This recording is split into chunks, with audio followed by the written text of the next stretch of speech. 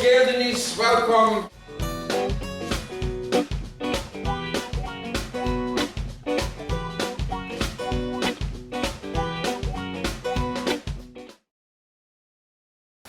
For the beginning, I will tell you a little bit of my story and the story of my group, how we started to think about what we are doing. This happened quite late, but it did happen at one point in time. So, let's think together now. What do you see here?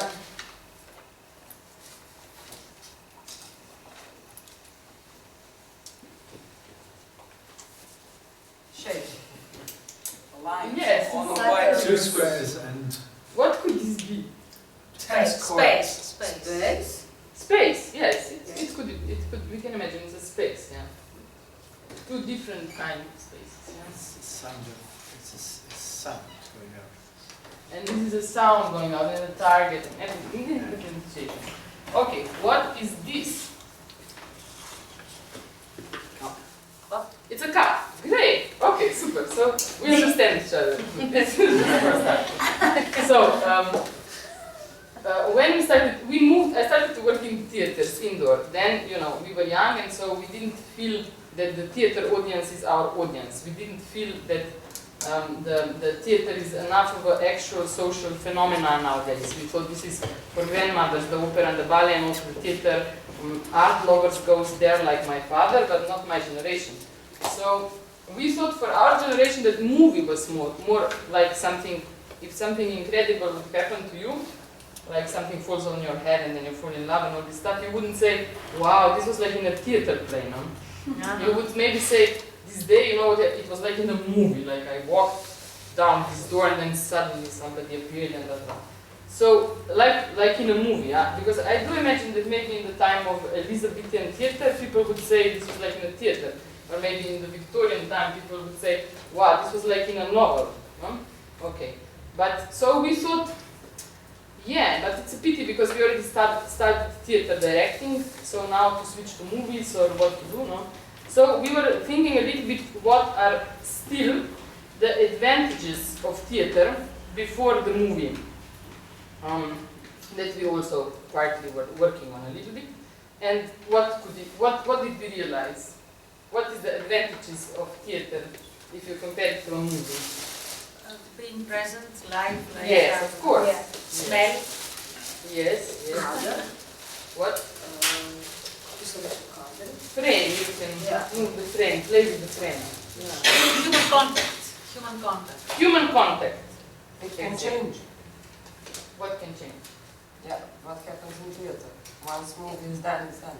Yeah, it's all the time the same. Yeah. Exactly. So we started to build our performances, whatever we were doing, our interventions on this basis. So we started to do interactive theater, interactive physical theater, improvisation, using the situations that things can, but especially interaction. Okay, and what I started here with these stupid drawings. So this could be, you could imagine, the most simple way of making a floris of a conventional theater space, which is called the Italian box. Yeah?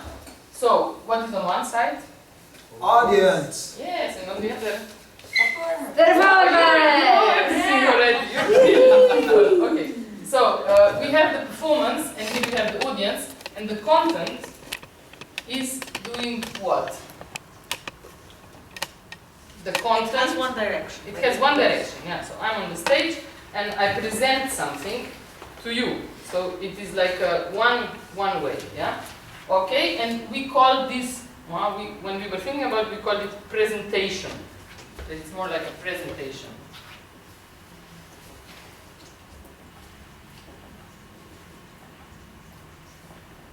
And in what we were thinking, trying to do, the interactive theater, we imagined it more something like this one. So that it's going in all directions, and we call it communication. I apologize for, I'm very bad at spelling, and so my English is a bit asleep. Okay, presentation, communication. We understand it a little bit, yeah? So, here the content, we said it's here, so it's kind of 100% here going here. What do you think here happens with the content? Percentage changes. Yes, percentage change, exactly. Yeah. What does it mean for if I'm a performer?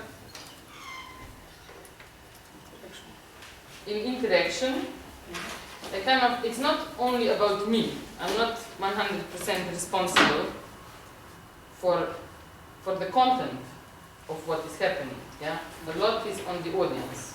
True? Yeah. So somebody said 50. Yeah. Did somebody say 50? Somebody said 50-50, yeah. We also started with the 50-50. It was a huge mistake, yeah. Because there is a difference between me and you right now in this moment. What's the difference? You're watching. Yeah. You are giving us something, we are reacting to you, but you are leading. Yeah. Goro called me to give you a lecture, yeah. So I have a kind of responsibility. Yeah? You were called here, you're relaxed, you don't have responsibility that something must happen now. Yeah? So we started first with doing one-to-one shows, and we were rehearsing in different spaces, in nature, and very weird things were happening, because we were not so much thinking that we have more than 50% responsibility for what will happen, because we invited people there. They didn't invite us. It was our idea to do something there. So basically then we switched a little bit. It doesn't really matter, but we imagined 70-30. Could be, there is a variety of how open is how you interact with the public. Also many ways to interact. No? But for example, in the 50-50 phase, to me it happened that I was there preparing in a big wedding hall, I prepared something. And then there was a guy who was a Macedonian poet. We were working on this Viljenica Poet Festival and using them as the audience. And he came and I started to play. I mean, the guy was really much more crazy than I was at that time. And this interaction, I didn't thought how much it's going to last. It lasted for a whole day. I didn't know how to cut it, how to stop it, what to do with him. So basically we had a lot of, also happened to some other people, that things went out of control. So then we started to think to give maybe less space and to take more responsibility a little bit. Okay, so let's talk about the pot a little bit. What do you think is the difference between art and reality? Art is reality. Okay, but you're not Samo Bosaric that I know from high school, and he thinks art is reality. Well, It's it's reality. real. Reality has more levels. More levels. No matter what you do in art, you confine what you do. You have like a purpose, for example. Art represents reality. I think you have to So question. it's not as big as reality. I don't know the answer, so it's Yeah. not right. I think when you have a purpose, because in art you have a purpose, so that this limits the things. Not in a bad way, but it's necessary sometimes. Life has no purpose, but art has a purpose. It has, yeah. So it exists no matter what you think or irrelevant. Irrelevantly of you. If this is the English, you know? Something Subjective else. presentation of reality. Art is So, yeah, I mean, there is reality, it's how I receive it, how I take that reality, how I understand it, and I bring it about. I take something specific about that reality, make it more aesthetic, and present it in a different way so that it will be received from my point of view, I guess.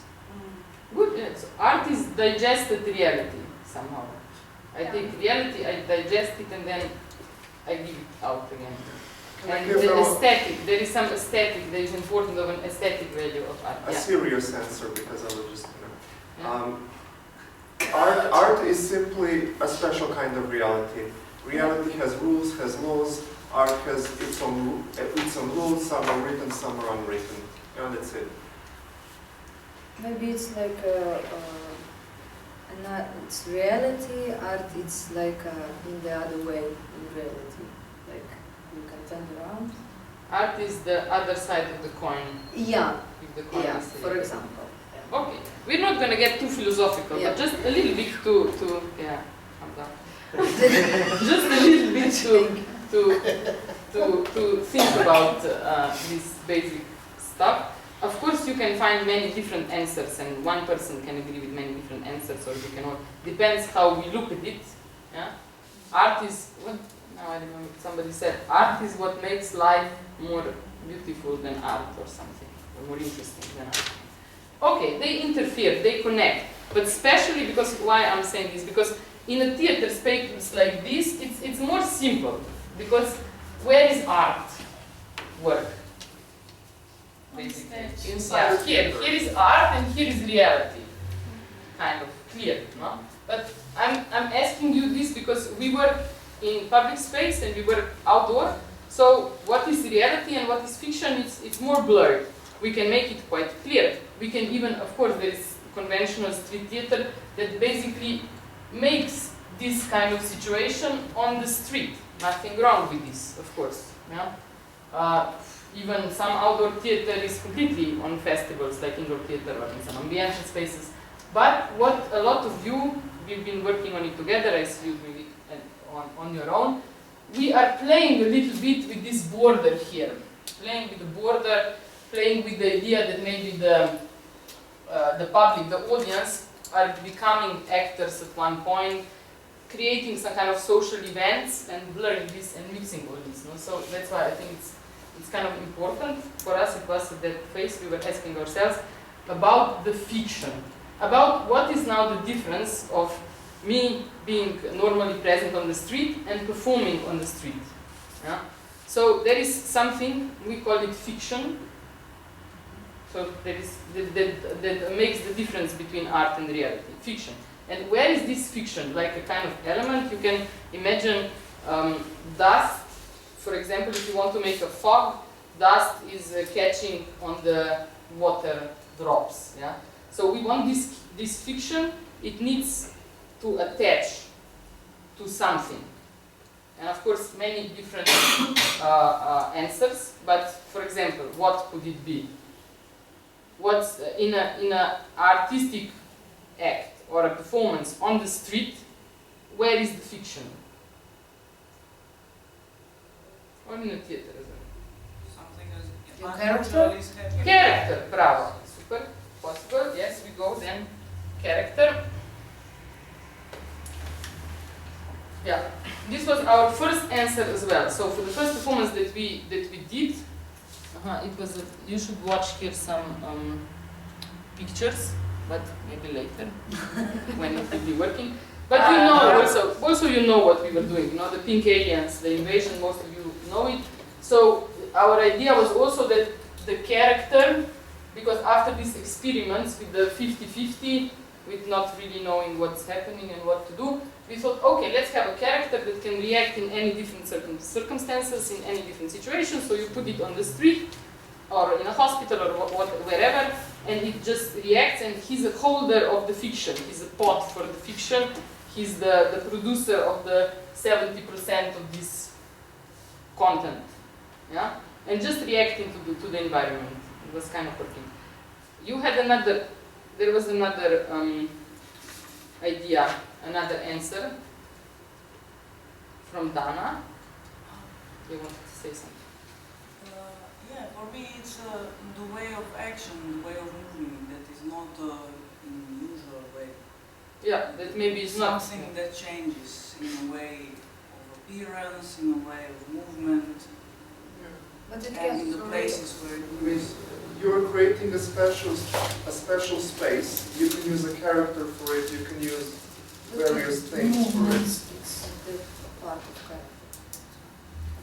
Yeah, could be part of character, but could also be not a part of the character. You've seen some performances, some people just moving in a different way than the surrounding, probably.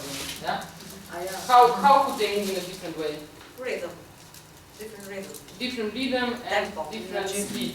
Speed, yeah. This is something I will try to tell you just what we figured out during all of these years of performing that helped us. These are really simple things. So, for example, with the way of moving, especially the speed, we realized that it's the public space, people outside, they have a certain speed. So usually when somebody is running, you notice him or her immediately, and you immediately think, is it running for the bus? Is it stealing something? Yeah, it's like an immediate.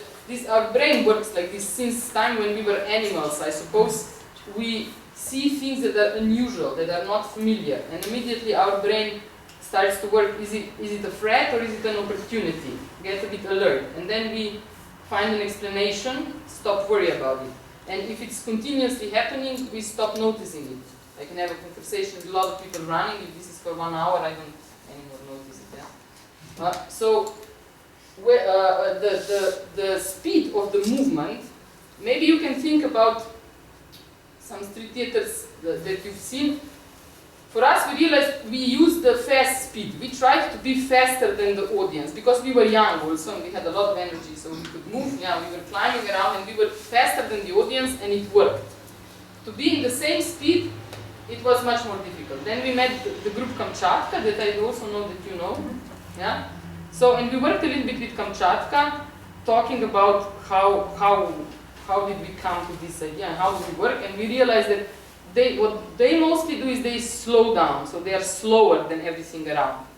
You've seen also statues or other performances that are very slow, or being very slow or very fast. So we have a lot of rehearsals to train ourselves to put ourselves in a speed that is different than the normal. So either faster or slower, because it's not natural. You have to force yourself into it. It's not a comfortable zone to be extra slow or extra fast for a long time. But rehearsing, doing this, you are able to be noticed in the street for the beginning, and then other things come.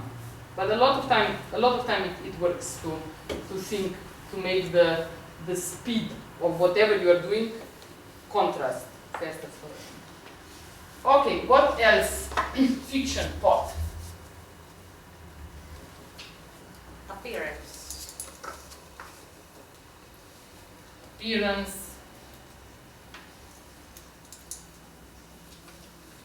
Size? Like what you wear when you color. Yes, size. Very good.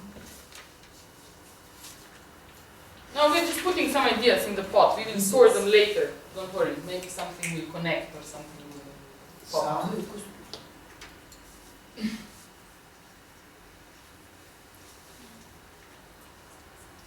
And we are trying to think about all this all the time, having in the back of our minds the difference between the classical theater and the public space. What's different? What changes on the street? You don't have control of the street. We don't have control. This is very good.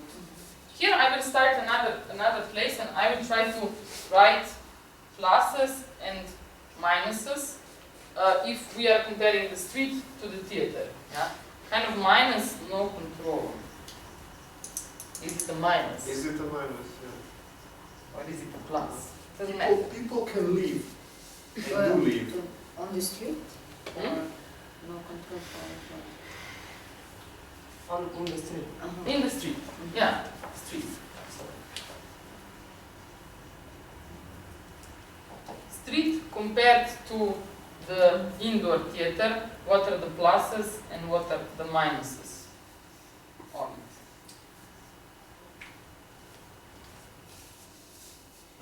We can put Plus, it- we can a plus for theater, I think you could say that the plus is that it's a ritual that the people who have come have agreed to take part in the ritual. So there's an agreement already in the theater. There's a sort of agreement between the audience and the performers. Before you even begin. Super. Yeah, this is very good. This is the basic thing. It's very important. So context. Yeah. Let's talk a little bit about this. Yeah. Context. It's a clear context when you come in the theater. It's a clear context. People know why they came there with an intention, yeah, and it's quite clear. And on the street, we said already there is one possibility to create this context. It's not already there, but I come, I'm a street performer, so I draw a line on the floor and I try to do like this, and I'm in funny clothes, or I have some kind of speakers, or I speak whatever, yeah. But to create or to use the public space, to use the stairs that are already there, and to make a theater place. It can be a very nice thing, of course, yeah.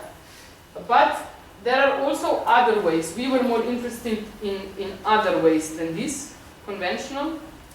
The other thing with context or with the agreement is that in a closed theater you only have this much audience. So only the people that have agreed to come and see a play.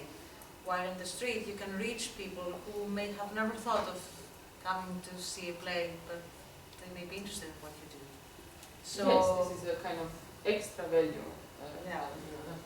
Yes, could be, but you mentioned audience. So in theater, context is clear. In street, context is not clear. We can, I mean, why we are doing these pluses and minuses, of course not to think whether to work in theater on the street, but if we work on the street, to use the pluses or to adjust, at least to adjust to the differences. That's why it's important to know, because I see a lot of people coming from theater working on the street not being aware of these differences, and then not using the advantages or not even adjusting to the difference of the situation. So, what is with the audience also in this context of a normal theater? The audience is just the audience, exactly. But they're inside architecture. They will not leave as they paid for the ticket. So the architecture keeps them there. In the street they can leave. No, actually, in the street, you know, if you're not interested, oh look, something is going on over there. Yeah, it's true. I've seen people also leaving from the theater, but it's a little bit more embarrassing. There is a social convention that is pressing them to be, not to be polite, yeah. Where can I put this? Minuses, pluses?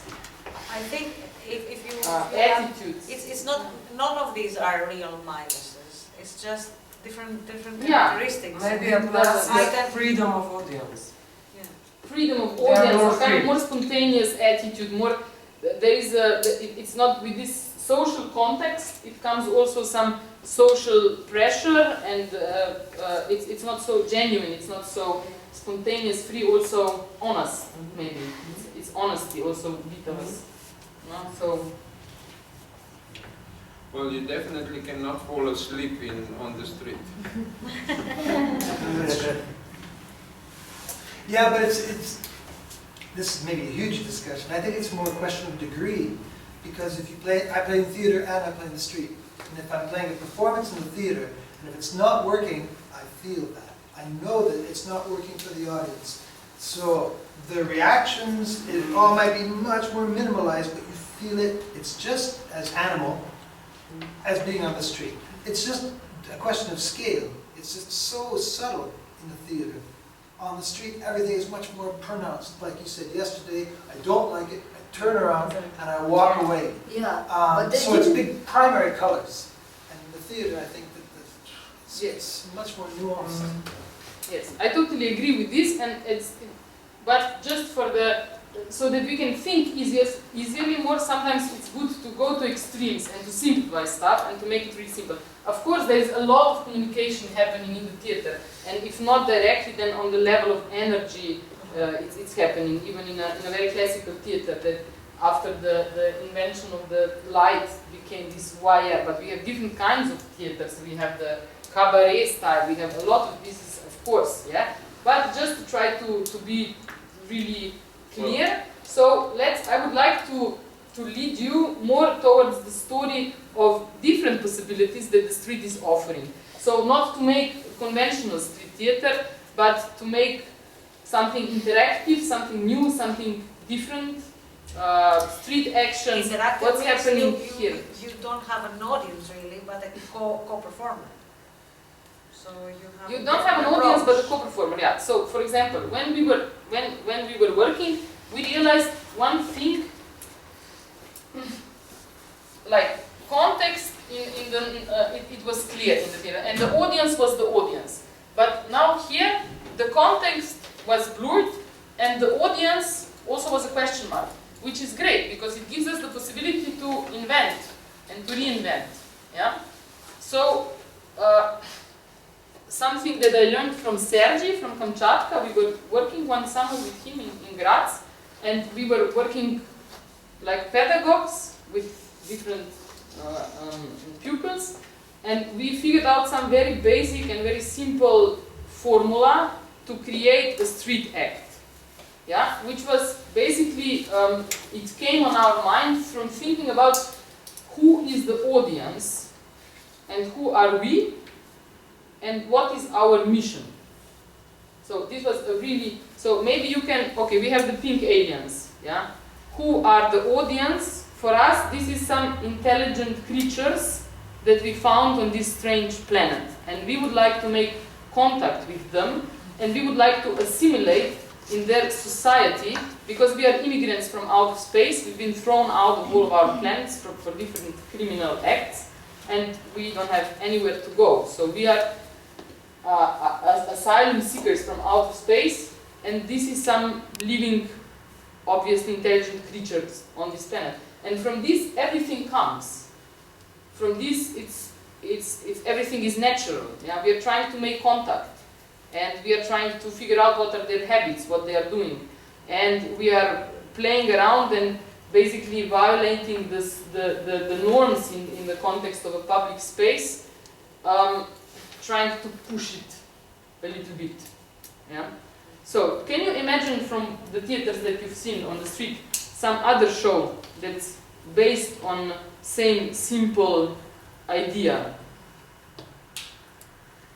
There is a group of people, and who are they? And they have a specific mission that turns the audience to be not just an audience, but something that we imagine.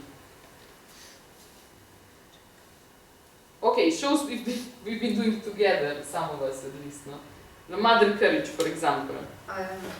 Who is the audience? Audience, like people who are in the war with us. Yes, yes. Audience is not the audience. It's people that are in the war with us. Yes. We are in the war, like performances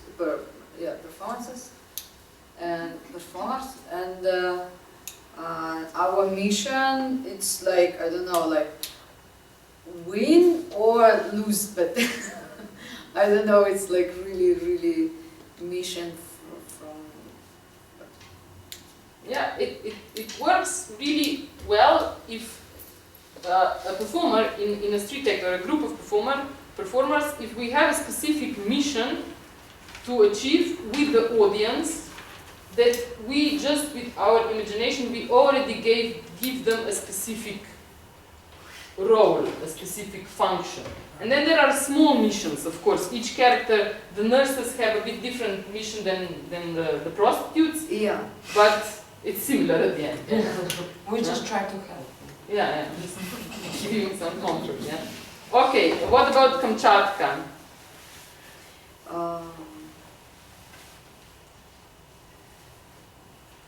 Like, for example, about this orchestra, that they came to play this, like this, like I don't know this about this orchestra, and they do, for example, they came and they want to play a concert. Yes. And the public, they came to listen the performance, like their concert. And in the end, their mission to play this concert, and that's all. Yes. Very good, very good.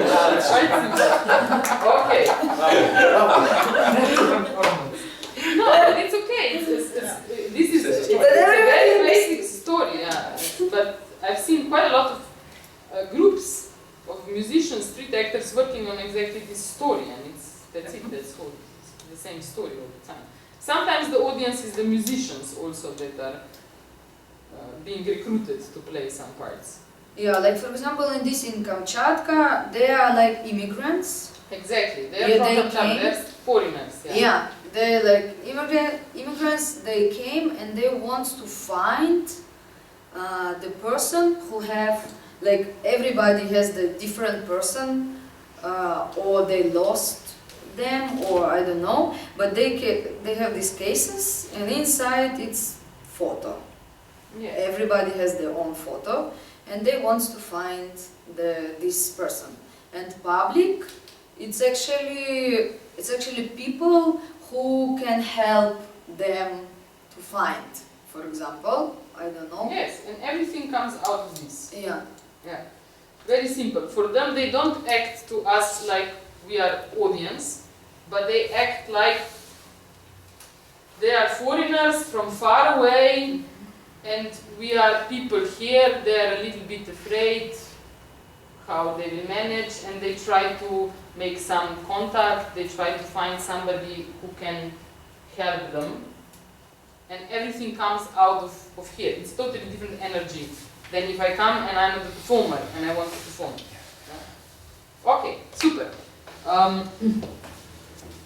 Any other ideas here? This I advise you sometimes if you are making a street show or just a small experiment or trying to make an action, think about, okay, so who are we, if you are a couple or 3 or 5 of you, who are we and what is our mission?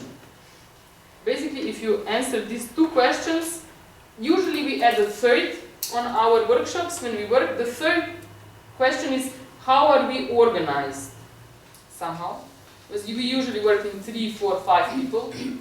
How are we organized? Meaning, what is the organization? Is there one leader and the others are obeying? Or is it a kind of democracy? How we are trying? Because then we just go on the street and then we just do it with the people and in the situation that is there. It's not pre-directed. It's not. It's improvised. And if more people improvise together, it's good. They have some kind of internal organization. There are different methods, but if more people improvise together and there is no way of functioning, usually there is no focus and it's a chaos and it doesn't work. Yeah? So it's good to have some kind of structure. Democracy is really rare. The Kamchatka, they work like this, that there is a democracy. Different groups have different variations of how they function in the inside. Leadership is very easy usually, and it also offers a lot of comical effects somehow. Yeah. But there are in between a lot of. We in our aliens we have a funny, complex. Grega can say. Grega is a leader, but not an actual one, and then there is an. Yeah. So we have signs, and we have a whole system that's getting more and more simple. Yeah. Okay, some questions about this. So when I've For watched, now. sorry. Yeah? So when I've watched you, I've always worked out 5 coders that you work with. And there is the coder when you are a group, you're happy going down as a family. There's one when you all look at one other person and take it out on them outside in the audience. There's so you all. There's another one when you all free range. You do your own thing and you interrelate. There's a lovely one where you do a ritual, where you all get by taken by a moment. I forgot what the other one was. But then I just it was very nice watching it because it's so well organised and choreographed, and the sound also brings the change of the triggers between you. And then you have the surprises. Somebody, you think you've got it all sorted, and somebody else turns up. I think there's another one, but I've watched you a couple of times. I've seen these places of focus and how it's organised. It's very nice. Yeah, yeah. It is how you said. It's very simple. Very beautiful. Taking a long time to come to this. I have a question about Yes. context.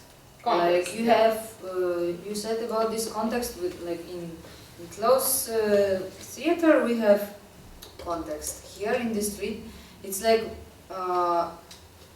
we never should have context because, like for example, a lot of street performances with this what you said before that they do this like territory and have location, like for example, we have with the Alatea, we have our this like for shadow, and we actually have this is a context you need.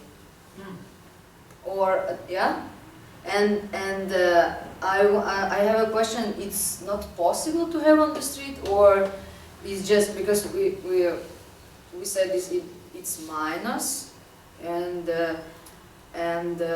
if I understand, like our performance, it's not for the street.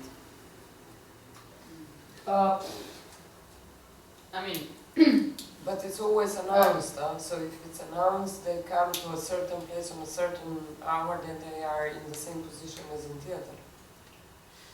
Yeah? yes, like it's street and theater space, it's not so far as we now try to imagine it, that this is a completely different world. It can be, but of course it can come closer. And then on some theater festivals that are happening outdoor and in the evening, and you have the lights, and there is some, I don't know, moon and the church in the background, and you have chairs for people to sit on, and also it's quite a quiet place in the night. I mean, what else is it?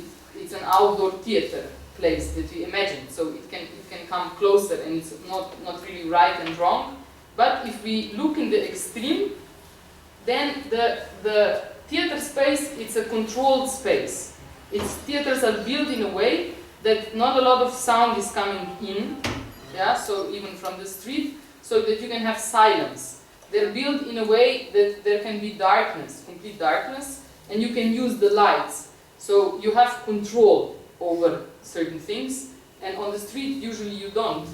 But we learned, and of course it's clear, if you know it and if you play with these things, you can it can be an advantage, not a disadvantage, yeah? It all depends, but just to understand these basic differences, yeah? Because also usually theaters, especially this kind of that we know, the Italian black box, it's called the black box because it's Black and it's a box. black and it's exactly, yeah? And usually it is... I studied. Yes, very good. Now we're coming maybe to the second point, yeah? Because it's black and it's a box, and it is empty before we put something in, yeah? And we have some system to have the control of the lights and the sound. We also have a fixed sitting position of the audience, meaning that we have our eyes have a certain corner of what they can see, so visibility is also controlled. On the street, you have different sounds, you don't have the control of the light always, and you don't have the control of the visibility, it can be a problem. Then the focus of where people are watching can really change a lot if people are walking and so on. And it's not empty. It's not empty. Yeah? So usually if something is empty, it's natural you fill it with your own stuff, yeah? With your own things. So when we started to work in the theater, you have your own ideas, you have the scenography you put, you have costumes you put, you make it all. And you then present it to the audience. But if you do the same thing on the street, it's completely different. I think maybe Goro told me this story or somebody about this Julia. You imagine a stage, a nice light, all dark, you are there in darkness, and she comes really slowly, she comes in some kind of dramatic position, and you can experience the beauty of it and the dignity of it. You've come there to see this beauty, so you're already prepared for it, yeah? You are comfortable there sitting in the darkness, and you expect it, she comes, and it works. But can you imagine the same actress walking like this on the street? Insano! With all the banality around, with people going there, she comes as this beautiful, dignified Julia, and she comes and she walks there with this. It's totally, it's funny, it's pathetic, it's absurd, it's nothing like in the theater, but the same act, yeah? Because of all these things that we were talking about, because this context is not built, because the lights are not controlled. No? For me as a theater director, it was a difficult also personal experience to give out this control, to give up the control and start also it has to do something with ego that Vida was talking yesterday, yeah? Because if we have an empty space, if you feel like you need this and you want to fill it with your own stuff, then take an empty space and fill it. But in the street, it will not work because the street is not an empty space. It already has a certain use, certain context. Is it a hospital? Is it a space? Is it a train station? Is it, what kind of space is it, yeah? There are already people, there are colors, there is architecture, there are different levels. There's a lot of things already there. So, of course, it's a good suggestion not to come and put also your stuff there, so there's going to be even more stuff there. Usually it does not work, but it works better that you come and you first see what is there, and then you play with it. Yeah. So I think that the street art is much more about reinterpretation, about reusing, about recyclaging, or changing what already exists. And it's all the rehearsals you've been doing also here, it's, yeah, working with the real space, just changing something. So that's why my experience also was, because the first performance I did on the street was with my colleagues, the drama actors from the academy, and it was totally awful. We were doing this performance and everybody was just passing by, nobody even stopped. Because, of course, we were not aware of a lot of these facts. And later also I realized that most of my colleagues that studied drama acting are not really suitable to work on the street. So, this is maybe another question that we can ask ourselves is,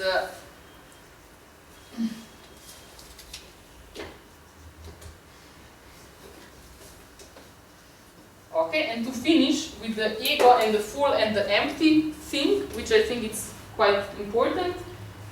On the level of a performer, when I was learning how to improvise with the people and interact with the people, something very important I learned from Ravil Sultanov. He told me once, yeah, it's just your head is totally too full. You are too full of yourself.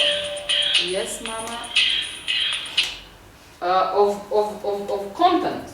If I come on the stage, I have to bring a lot, because I come there, it's a specific place for me to bring my own content and deliver it to you. Whatever it is, emotions, message, I don't know, have something to say, I hope so. No. But on the street and in interaction, empty head, empty, because of this 30% here, yeah?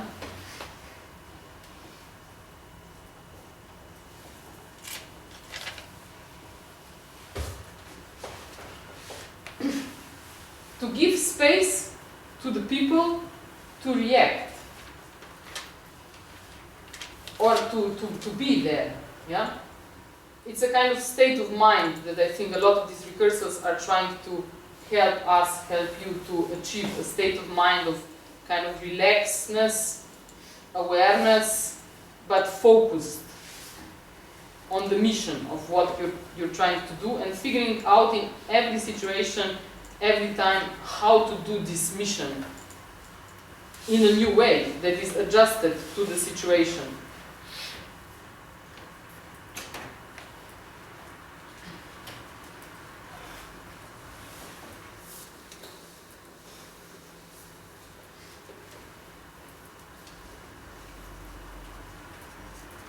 And also on one level it's a very practical thing, on another level it's also a thing connected somehow to ego, that I think people working on the street are just a little bit different kind of people. More people that like to take things and play with these things than people that like to just deliver and vomit this playfulness. For me, I realized it's a lot. If you don't have control, you know.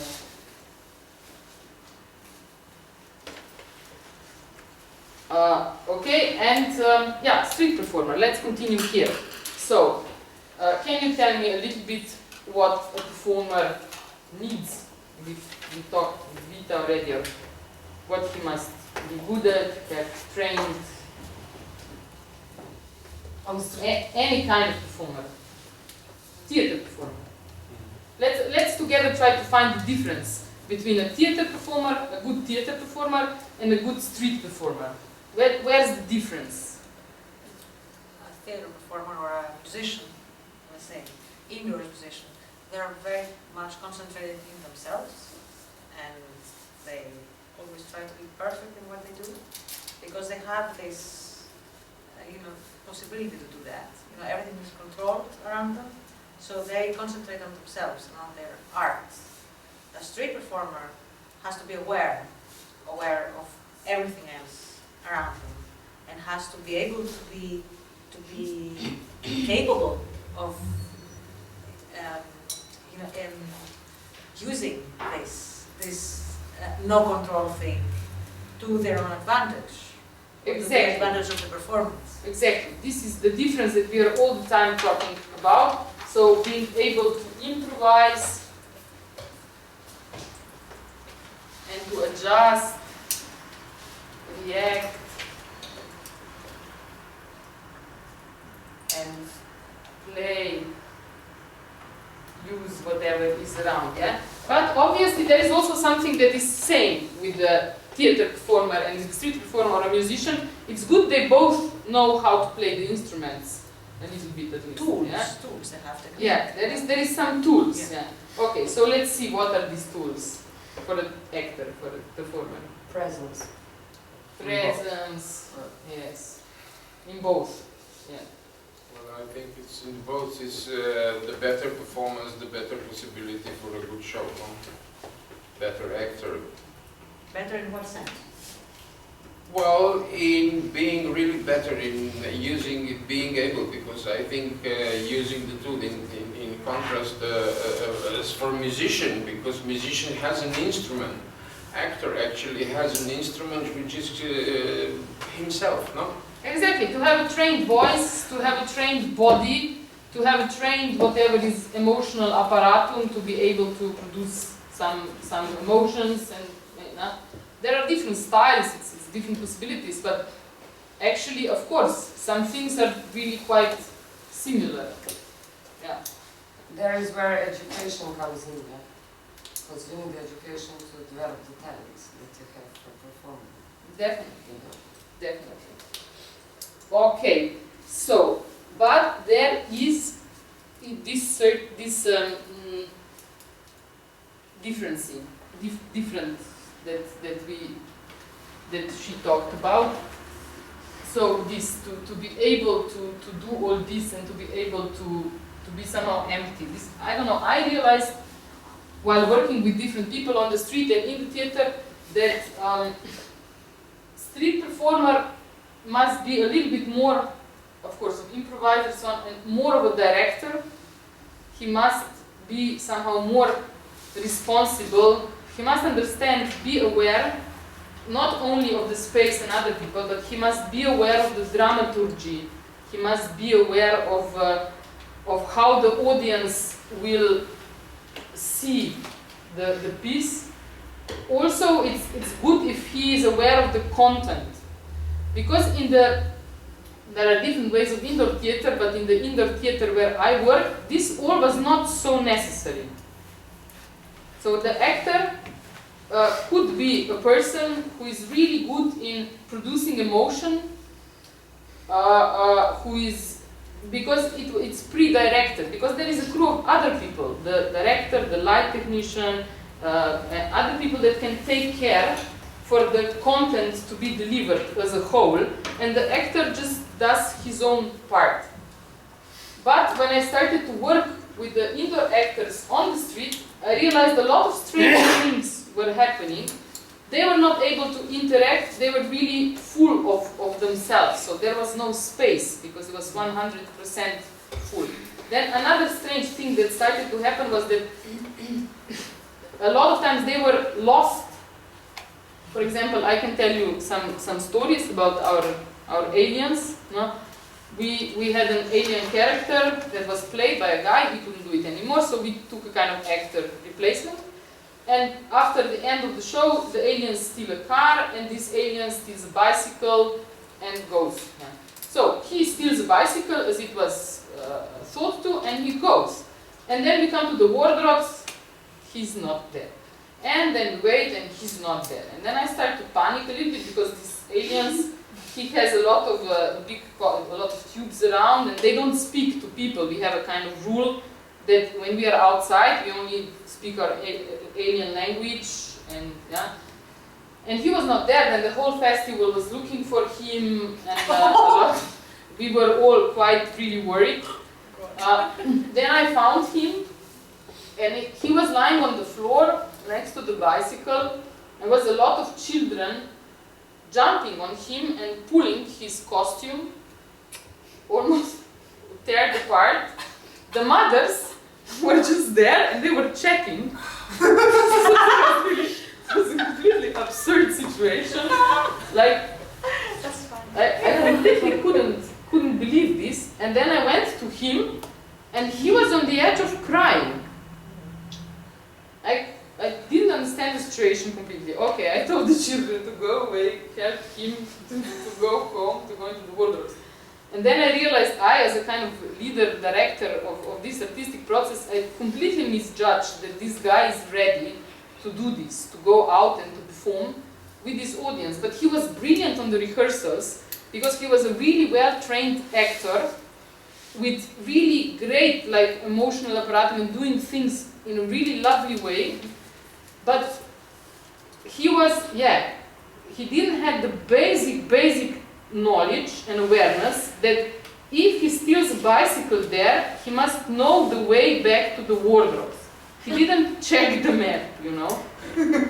I mean, and he didn't, a lot of actors are like this, you know, like he didn't check the map, so when he was driving the bicycle, he realized that he's lost in the city and he just doesn't know where to go. This is one thing, you know. Then the other thing, his person was kind of not strong enough, reasonable enough to be able, because most of these aliens that I worked with, I mean, this could just never happen. I don't know. And then I started to think, what do they do? I don't know, they have this kind of presence, they are in the character, but they are aware that there is a bus coming. And that it's coming, and that if it's now here, it's gonna be there sooner or later. And if they're gonna be there as well, the bus is gonna be on them, obviously. It's not a good idea, you know. And they're aware of this stuff, they're taking care. They have this basic rationality. There was another actress, also from the same acting school, playing an alien that's doing something on the floor, going into a bar with a lot of old men. This was in Scotland, and these Scottish old guys, they're funny, you know, they're quite rough how they joke. Yeah? So the same, I found her crying because her acting ego was like totally, you know, she came there with this fish costume and doing stuff on the floor, but I saw that the guys, they liked her, you know, but they were kicking her a bit, of course, you know. And they were playing a bit with some sticks, they were, you know, and then because she looked like an alien fish and she was doing something like this, then they started to pour beer on her. Oh no! It was not, you know. It was Glasgow, wasn't it? Yeah, it was Glasgow. But I was enjoying, you know, and also it happened to our aliens, for example, that some people took them home.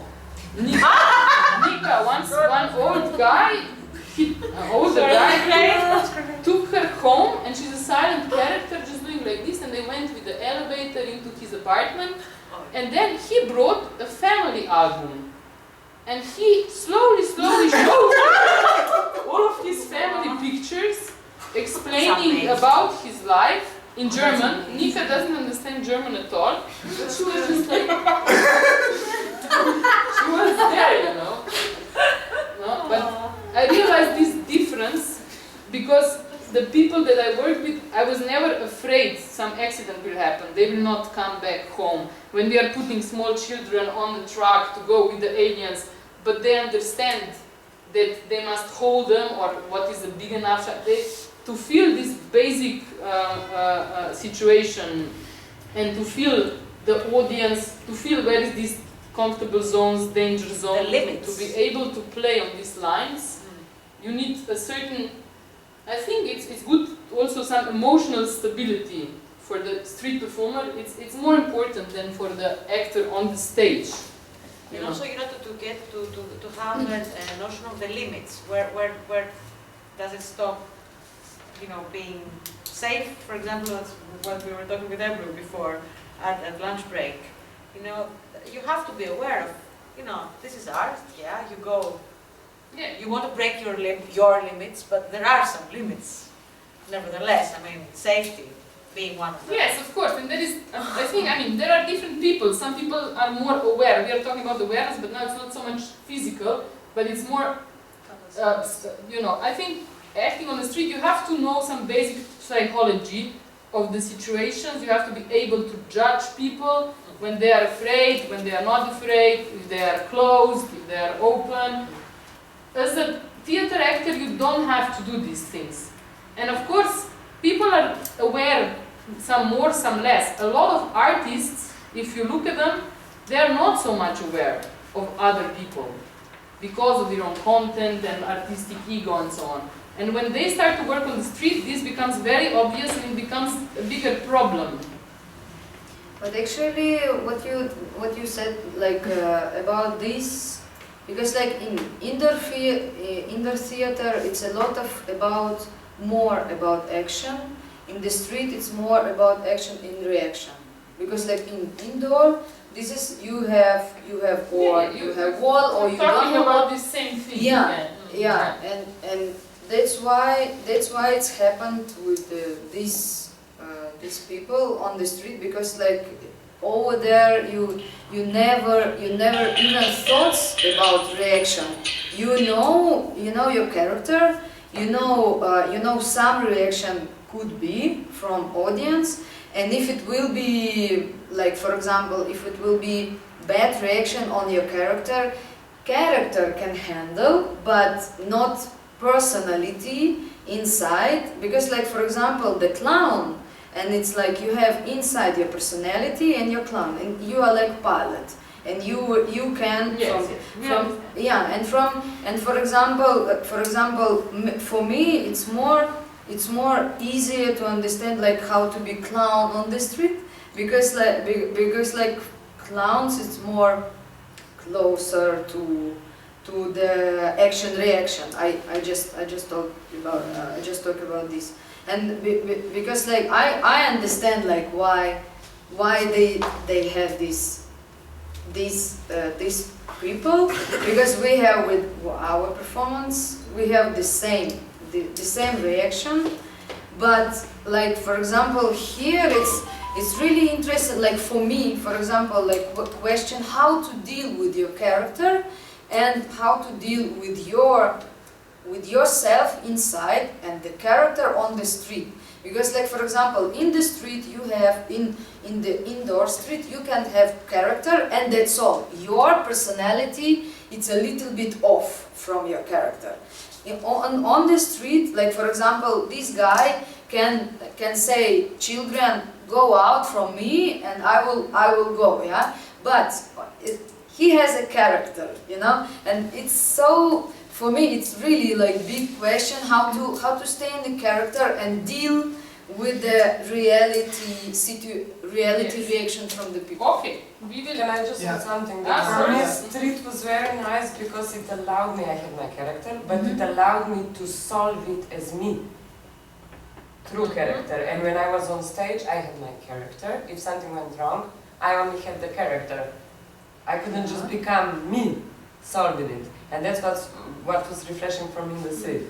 Like, you have your character, but it allows the meeting point of your personality and your character. So you can improvise a lot with your personality behind your character. And on stage, I cannot. Okay, we will continue talking, but let's try to somehow, I try to give you just some tools so that we can talk in a more easy way. So let's comment on what Ala was saying. Few comments. Okay. One thing is maybe that it's just good, it's clear to everybody, this improvisation and this character that is a possible pot for whatever fiction content you want to put in. Of course, there are ways there are trainings, there are methods existing also not only in the street theater, how to learn this. How to learn this and how to do it, different methods. And of course, when we were in some stage of working with these characters, we met Ravil and Natasha, and we were starting to learn some clowning, and then there is improvisation theater, and we work with the theater Narobo. There are different methods there. So there are different methods how you can like rehearse improvisation, like rehearse also interaction, that obviously you do need on the street. Okay, one thing. Then another thing, we were talking a little bit about this limit, and now we are at the difference between street performer and indoor performer. Maybe at this point I would draw another something. What is this? The Olympics. Yes, yes, very good, Craig, you're brilliant. Okay, probably you've heard also somebody, but these tools help me, and I'm going back to these tools all the time when I'm working on the street. The Tom Grader trilogy, and some people have it like a pilot and a plane. There is different ways, whatever helps you the most, but sometimes it's more simple if you make it more complex, if you try to split. What Tom Grader said to us when we were long ago in Barcelona, when we met, was this, that he imagines a performer, when he's performing, in this moment of performing on the street, he imagines himself as a splitted personality in 3 parts. Yeah? And one part is the character.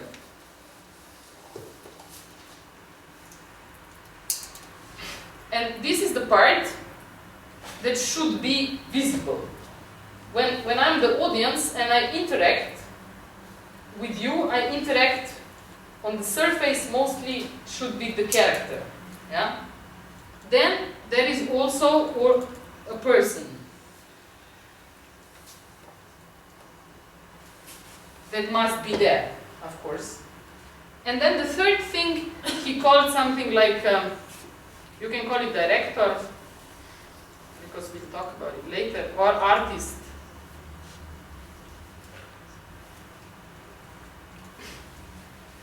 And when you perform, in this moment, it's good you are here, somewhere, yeah? So that you are balanced.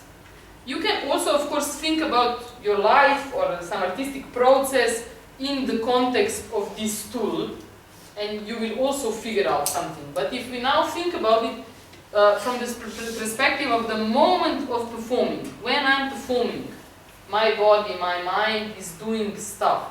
So, what is, let's brainstorm together again, what is the character doing? What is the person doing and what is the director doing and thinking? Character is the fiction. Character is the fiction, yes. Character is the fiction, character is what Vida was talking, is the way of moving in space. Maybe character also has a specific mission. Character is the fiction, exactly. Yeah. So, but character has a support of these two that are not part of the fiction, but they should stay a bit more present than on the stage. Because on the stage, the environment is controlled, and if I'm not Rade Šerbedžija that fall off the stage while playing this blind something in King Lear, I will not fall, because I know the stage well. I've walked there, it's 8 and 5, yeah? I know it, it's safe. I can go further with my character. I don't need such a big support of the person that will obviously keep me safe, because the person is taking care for the safety. Yeah?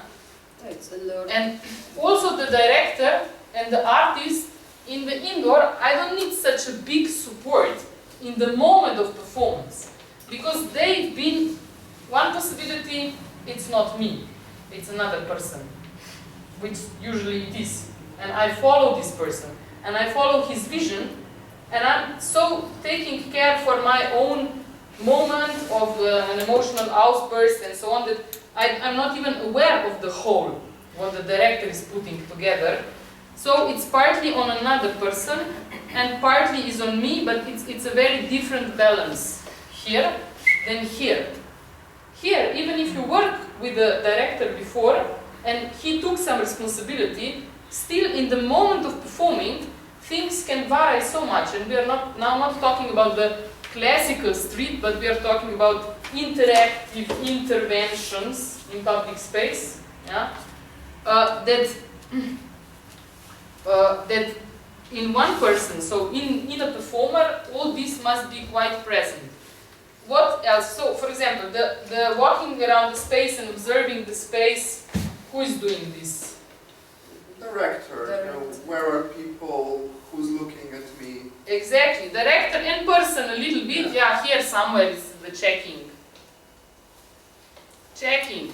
So, the director and the person, they're checking the space and they're aware of the character's mission and they are looking, the director is looking for solutions and suggesting the solutions to the character, yeah? So, we thought the audience will be here, we come here, we are the mother courage, blah blah blah, we come, and then the person and the director, they're observing and noticing that here is nobody. We look there, there is a lot of people, so obviously the audience will not be here, the audience will be there. So the director is suggesting to the character to go there, and the character goes there. Yeah? Or, for example, I don't know, there is improvisation, for example. Improvisation, yes, but how they are working together. Yeah? For example, the character, there's an alien character on the bridge. I don't know, the character is on the bridge and something happens, something that was not expected, and then the director has an idea that it would be really funny if this character now, a lot of people watching, I don't know, the police came or something, would just get afraid and run and jump over the bridge into the river. It would be brilliant to do this in a great timings. Of course, we have the person here. And the person must also be clever. Because it happened to us also a few accidents there on the edge. Yeah? The person must, of course, check if it's not too high, if the water is deep enough. Yeah. Plus, also the person with the director, they're taking care not only for this moment, because the character must be in the moment. But they know that there is more, yeah, to be. No? Like when I was just a director, I was really a lot frustrated a lot of times about how the actors are not taking into consideration all of these unexpected different things and just managing. Because, you know, we were rehearsing, the aliens come, they look at the street light. They go to the street light. Okay, and then is the performance. The aliens come, they look at the street light, and there is a huge dog coming there that the whole audience sees, and they're laughing about it. And the aliens are just looking at this street light, you know. The dead street light, the life, the real is always more interesting, you know. And they go to the street light, and I'm in the back, like, you know, yeah. Then we started, yeah, to work much more, because real is always more interesting, something, yeah? And it's not the disturbance, no control, there is babies crying, there is church bells, so much it's a gift, it's opportunities to make more of it if you just react on it. If you just share with the whole audience that we must wait now, because there is these church bells. Just state the obvious. This is the most simple thing you can do. And the next thing you can do, you can even go further and play with it. But to be aware of it, it's really the basis on the street. No? And a lot of times it's a gift. This is a strange thing, but I learned this from Adrian Schwarzstein, that this is like the best thing that can happen to you, it's a catastrophe on the street. Because really, when you look at the street shows, what do you remember? When it becomes really alive? When things are not as planned. And if you are able to stay in the character, so that the character is on the outside, which also I've seen with some actors. After working with actors, I started to work with directors. Because I thought, okay, so actors, they like this, let's work with directors. So we worked quite some, me, Yasha performing, Jaka, Voyos, I don't know, people that study directing. And with them, it was the problem that this guy was sometimes coming too much here. So you've seen a lovely character, like very happy in the body, and here, something going on here. No? How to hide this, to hide it. The disappointment, the fear, the whatever struggles these two are doing, it just shouldn't be visible. So there are many techniques, you know, to hide it, to look away, to go away a bit, to just cut the connection between the facial expression, muscles, and the emotional other processes going on. Yeah. Okay. What else we can say here? The person, it's nice if it's not tired. I think that what you just described, also when the things on the street work the very best, is when this is happening. Because like you said, when the character reacts to something that's happening at the moment, then the audience feels character, person, and director, artist.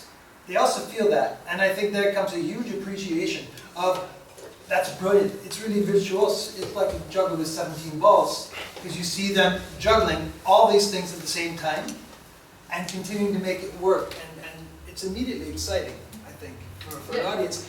And even a very unsophisticated audience immediately, instinctively feels that, I think. And really appreciates that. I think because they know that the audience knows they share the same space as the performers. So, you know, if a cyclist comes and the audience sees it and the performer reacts it, you know, then, we're in the same universe, we're together. If I may so call it, a little bit of humor is needed all the time, even if your character is very, very serious and very dramatic. But the person must give, you know, like, it's humor in the sense that, you know, many things happen, okay? It's not the biggest catastrophe in the world if your character is slightly bruised or destroyed or things do not go as planned, you know, because you have like, it has to do with the ego you talked about before, you know, a bit, you know, less ego. If you think so, it must be true, I'm sure. No, if you feel it like this, if it works for you. I think when you know your character really well, then you know every color in that character. So you just bring up different colors of that character when you meet the audience in different situations. Especially with, Tom is the guy with the train, right, the performance. So I have seen these three things in him in this summer when he was performing here. The character, from the start, it wasn't one color. We saw every different color in that character as he was interacting with the audience.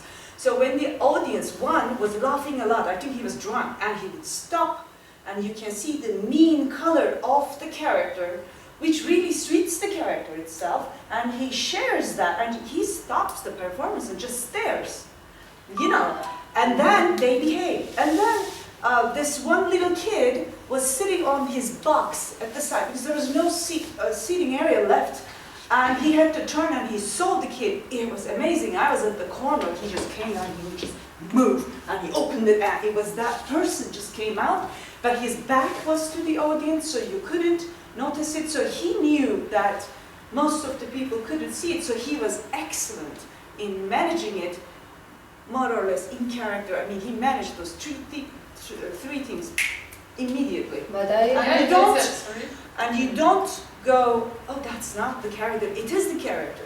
Okay, so you went a little bit advanced already because I'm trying to put the base, but you're right. There is moments where it's really important that the people on the street, they see the person, that the person comes out. And of course, this is different ways. It can be a convention that you go out of the character for a moment, or it can be simultaneously done to move just a little bit in this zone through the eyes. Usually, for me, it's when we were performing in Korea, we learned this, just to look at people through the eye contact, give them the security. Just like you imagine you have the 3 years old children in front of you, and you go like, it's okay, everything is okay, nothing's gonna happen, you're doing great, you know. Or the performers are doing this when interacting with one person, taking one person out of the audience, interacting with this one person. It's a classical street theater or cabaret principle, mechanism. This one person is always not relaxed because there is suddenly a lot of people watching them. So what performers do there in a character, I don't know, Django Edwards were there, was taking me on stage. Some of you know him also. We were there with a lot of sausages and a lot of, he was making some sexual jokes, obviously what he's usually doing.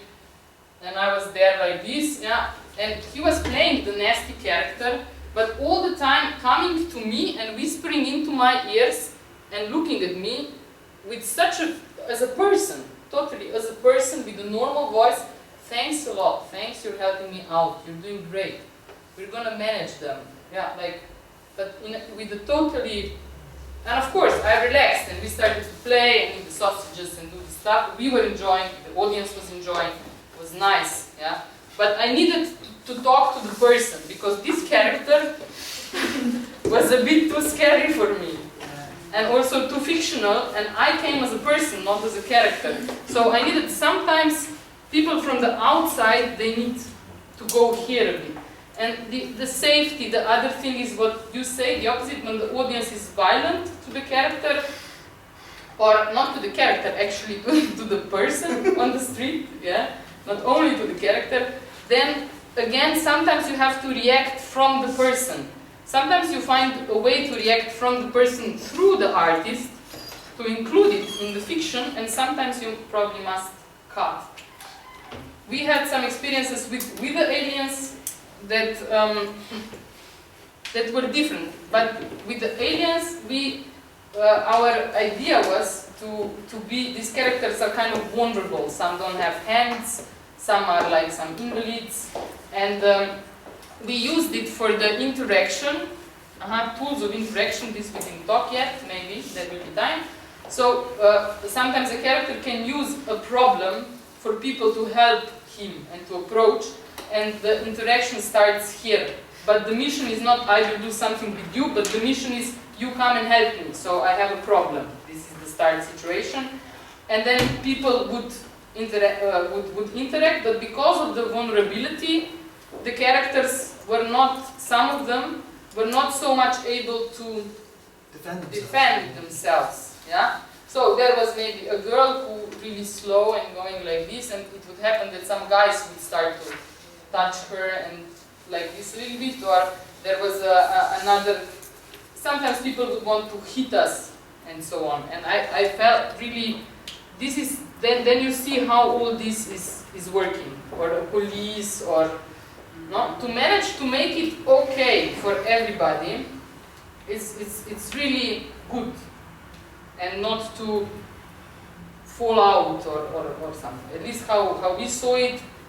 I mean, we wanted to do it, we started it, so we never were shocked or offended by this kind of a thing. Yeah. Can I share an anecdote with you? Definitely.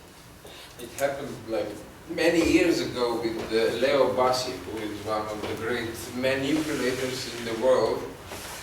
And he was performing here in well, never mind. His performance was about the scientist who is collecting the real sounds from the universe via a very complex apparatus and then transforms them into the sound, which then has some kind of strange influence on people. Yeah, but he being him, he was playing with the person. Because the thing is, I mean, it was in the times not of this, we had these cassettes and things like that at that time, and the earphones, so the people who he picked up from the audience were given the earphones. And there, well, certainly there were no strange sounds in that earphone. There was sort of person of Leo Bassi who was actually manipulating people very well.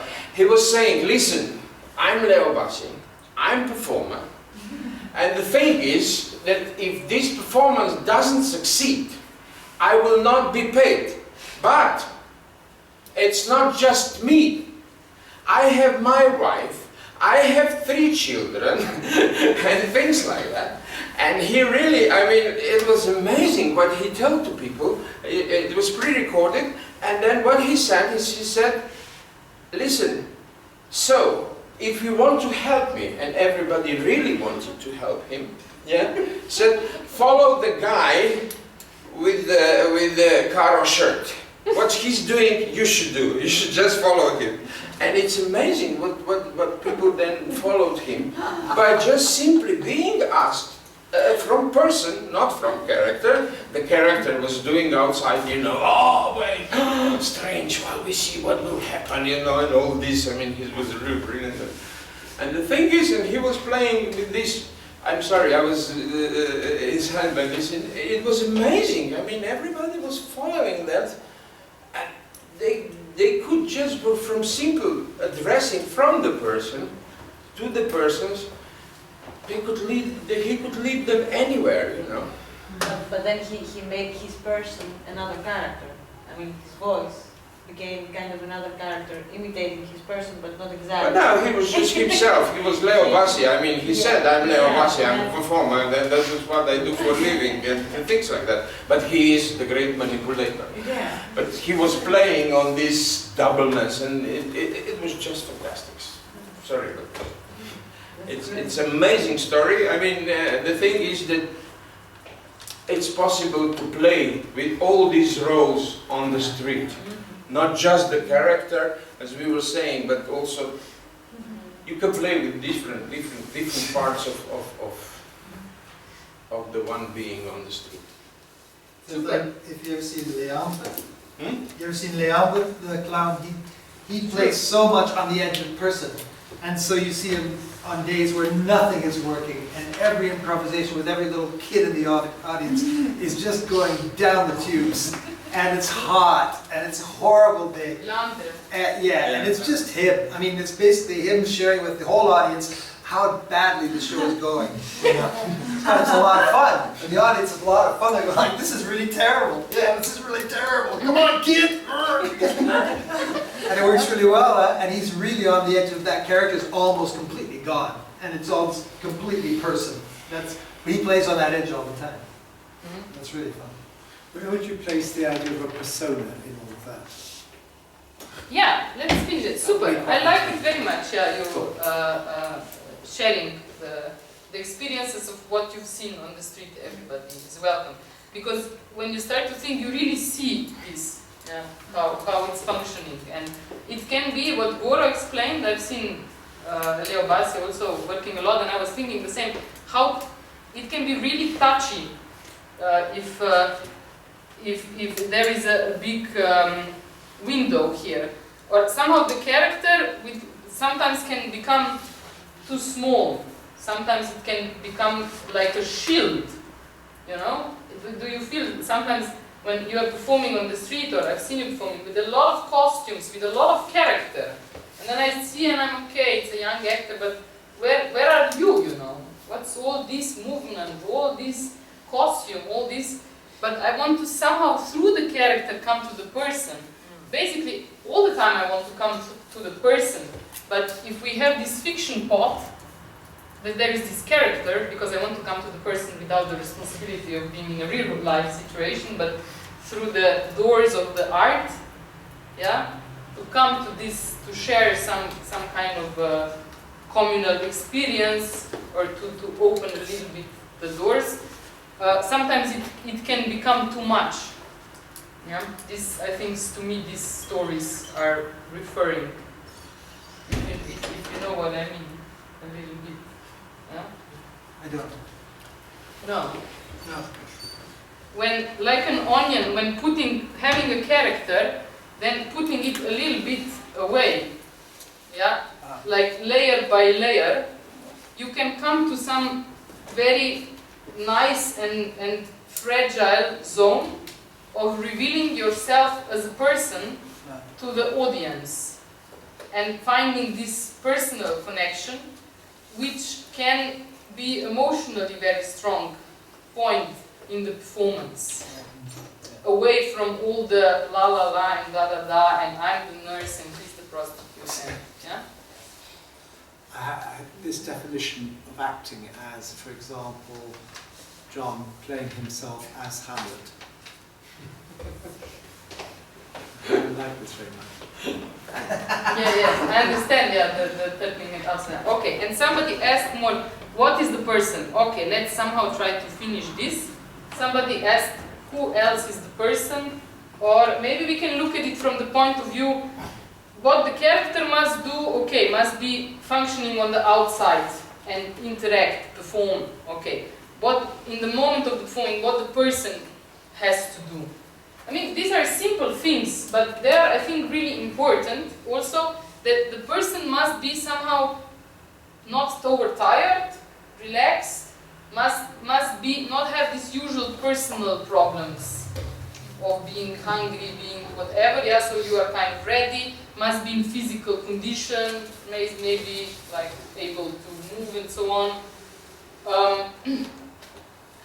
What is it here? This director, artist, I'm always looking at young students and they want to perform, but they usually, this is really not strong enough because they're young, they don't have a lot of experiences. But not experiences only with performing, but how do you think you can build up your artist director? Because he lives here, he doesn't live here or somewhere else.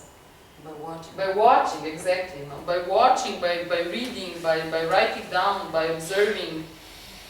Something, because there must be some kind of systems. There are different ways and different systems how you make him stronger. There are rehearsals for it as well. What's maybe with the ego we were talking before? I mean, it's used a lot this as a negative word, ego, doesn't matter. But let's try to look at it from the ego point of view. Did you sometimes see somebody performing and you could see his own not being comfortable with something, his own complex, his own wish to be beautiful, wish to be, how to say, accepted, to be loved. At that point you lose it, you lose your audience. The audience can always feel when you're vulnerable. When you look too much for their attention, they just don't give it to you.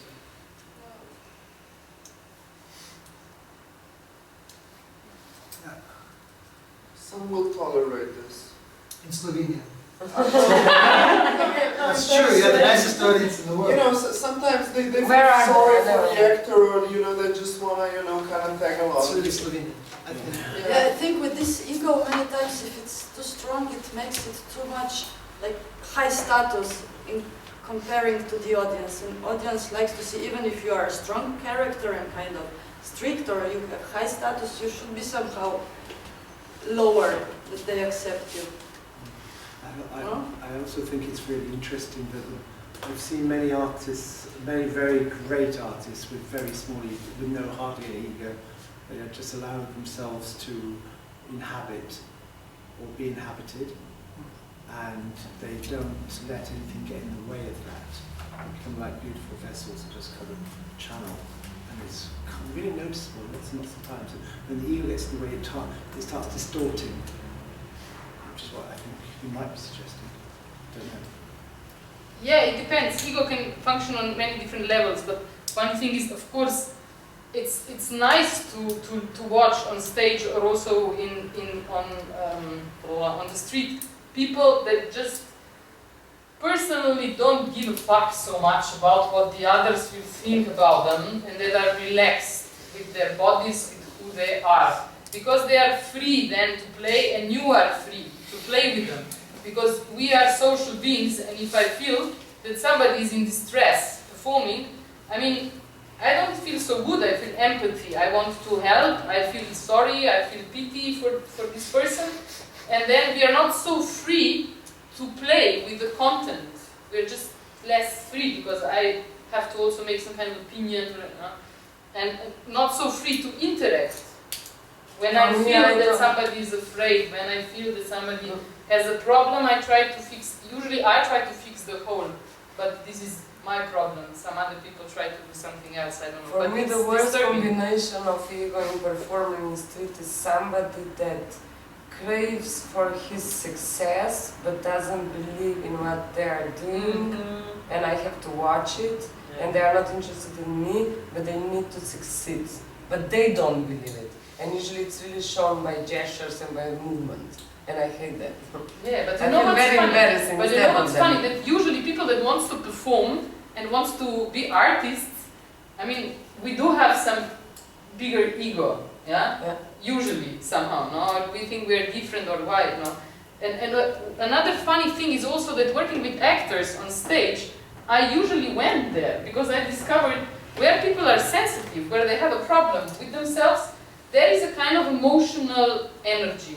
There is something, you know, sometimes if you put yourself a bit out of the comfortable zone, on the other hand, if we are voyeurs, and we watch on the stage or in a room or in a workshops or in a studio, I don't know, a girl, a teenager that's not so aware of her femininity, of her body, and is a little bit kind of ashamed, and doing something, there is a possible way or a moment that we will all stare because something is happening in her.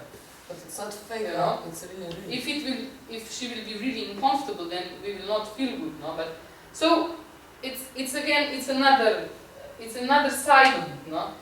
What I like is, of course, especially on the street and also otherwise, that people are aware of their own processes, and if they're not comfortable with something, they admit it to themselves and they don't go there. If they want to go there, they go there, but maybe slowly, maybe with some help, and always try to transform it into the character. Yeah? But now we were talking about some ego-like complex problems, but it's seen a lot of times when you watch performances, and also you have to think about yourself to find a role also. If you want to perform, you want to direct, what do you want to do? No? Usually it's not, treatment is another thing we will not talk about here, but it's connected, art and therapy, of course. But there is ego also present in somebody who is a performer, relaxed with himself, performed many times and so on, but like a momentarily ego, so judging what is happening. For example, it happens to me that I go to somebody in the audience and I don't see that he's on a wheelchair or something. I do something terrible. I do something really wrong, you know? Or it's just not my day, or the audience is not reacting as I would thought so. And all this judging is happening here while I'm performing. Usually, if people give me the energy, I mean, if they laugh, if I see that they like me, if they react, this gives me more energy to perform. And if they don't, this ego is somehow stressed, which is quite funny, because if they don't, I need to be better. So I need to try even better, and I need to be even more relaxed and even more open to make the atmosphere somehow better. But usually it happens the opposite. No? If I come to you like this and you react, I come even closer. If I come to you like this and you move away, my natural reaction would be to move away as well. So as performers, we have again some trainings and some rehearsals to force yourself to do the opposite of what is natural to you. Because what you need to do, you need to go one step closer, and when they move again one step closer. Not to create some atmosphere which is tense then, so that you could cut the, so it's another judging, yeah. But is ego also really not also very close to forcing? That's how what I think of when you say that. And it's always, I think, one of the worst things to see in a performer who's trying to force a situation. Like you said, you come forward, so like, you know, and they go away, and you kind of go like, no, you must. And it's like, it's so painful. And because you have to learn how not to force to begin with, so that all the stuff that you were working with, how do you approach people? How do you approach people so they're not scared? How do you give the signals like today with John in the morning? How do you give the signals that invite people instead of scaring them, you know? And that's all technique. I mean, somewhere it's really technique, huh? For There is many- us people. I think what There is many different tools that are sometimes not, sometimes they're giving you contra suggestions to be right or wrong, you know? Because I was speaking more metaphorically. If you give an energy, you receive an energy. If you don't, you have to give more. Because if you don't do anything, nothing will change. Because it's your responsibility. I mean, you invited them to see something and to do something, yeah? But what Craig was saying, it's another thing, is the accept the obvious, accept the reality. Like if you go to somebody and he moves away, don't pretend that he didn't. Yeah. Don't pretend that he moved here. React. I don't know, it depends on the character and on the situation. You can react like you are insulted, like you thank you. Like you are shy as well. I mean, there are a lot of tricks how to overcome this first. To do what you did, to go even more. Yeah, if you're an idiotic character, and people know this, and Sure. it's funny, and it's part of you not accepting the reality. But it's the character. Basically, the person really must accept the reality. Otherwise, it's a problem. Because the person also thinks, connects you with the audience, thinks inside of the box. The person understands other people because we are all part of the same system, of the same society. Understands the traffic, understands that the children are crying when they're small. But the artist thinks out of the box. Thinks in an unusual way. Yeah? So they have a kind of fight. The artist wants you to jump into the river, but the person understands that it's not maybe the best idea. Also the artist wants you to... The person also understands that the whole act is long, half an hour, and now we are in the 5th minute. And if I jump into the river now, nothing. it's gonna be a problem, yeah? Or if I now, I don't know, there is a lot of food or some strawberries with some ice cream, if I put this in my face now, we still have a whole performance to go, and yeah? So this is timing. Person, because he forgets about the time, and they both do. I have a question. Sorry, I hope you didn't reply because I was on the phone. Well, who's responsible for the interacting with other actors? Who's responsible for interacting with the other actors? Yeah, because I don't know. I left by the time of ego, and when we played, there were a lot of egos who actually many times sort of blocked the cooperation with other actors, but were very good in interacting with the audience. And sometimes it was pretty weird. Sometimes it was really nice. Sometimes it was pretty weird. So I'm just wondering. I mean. For me, it would be like, of course, they are all present and they are all interacting with the co-actor. So now we are talking about the situation where you don't perform alone, and there is two, yeah. So the character is interacting on the surface probably with the character of this other guy, yeah. Then there is the director behind. The director with a lot of experiences knows that when you're interacting with another person in a situation that other people are not watching or they're not supposed to, it doesn't matter if they're watching or not. For example, a situation, a lot of Mother Courage, people interacting with a lot of people on the street, a kind of without the focus interaction. Yeah? We have a lot with the aliens. Then this action-reaction principle is not so important, because it's just in between us two, and it can be really organic.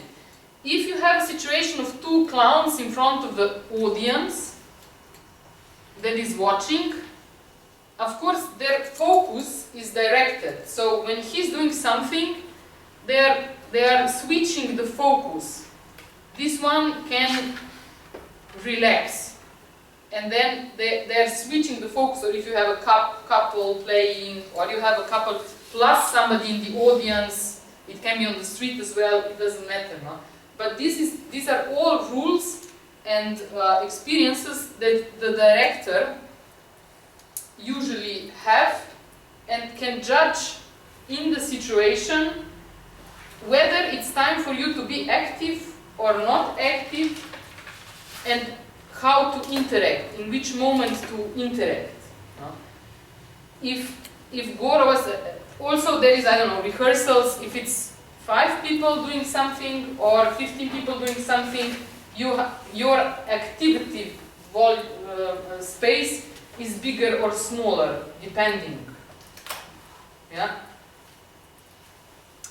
So be aware, it's quite good, yeah, first of all to be aware not only of the space and the audience, but also of your co-actors. So you know you are a part of what? A big show with so many people that you have a feeling what's happening if it's 2 of you, if it's 10 of you, what's happening if it's 2 in the audience, what's happening if it's 1,000 of them. How do you need to you have to adjust. It's a very important thing also with the adjusting is kind of volume scale, or how is it. When I was working in theater, I could, before the audience come, somehow we switch the volume, the intensity of the actor. How loud, how big movements. It was more or less depending on the space. In a big space with 500 seats, in a big opera house, it must be bigger. The acting must be bigger, so that the same information comes. In a small, intimate melodrama theater, of course, this is more intimate, and too big would not work. And the small, like how the eyes, the micro directing is much more valuable. Yeah. But when you come on the street, in what we are doing, also the actor, which a theater actor doesn't need to so much be able to, but street performer must be really able to change the intensity all the time, yeah, and to be aware of which intensity is appropriate in which moment, meaning that there is a big, huge space. For example, let's imagine that I am performing, there is 50 people in the audience that follows me, and that are my audience, and we are in some smaller street, and I'm doing something, we are all, I don't know, preparing to be some kind of characters, and we go and we come to a huge space that will eat us. No? I have to adjust, I have to climb somewhere to take care of it, I have to conquer this space. I have to, suddenly in my gestures and movement becomes just much bigger. Yeah?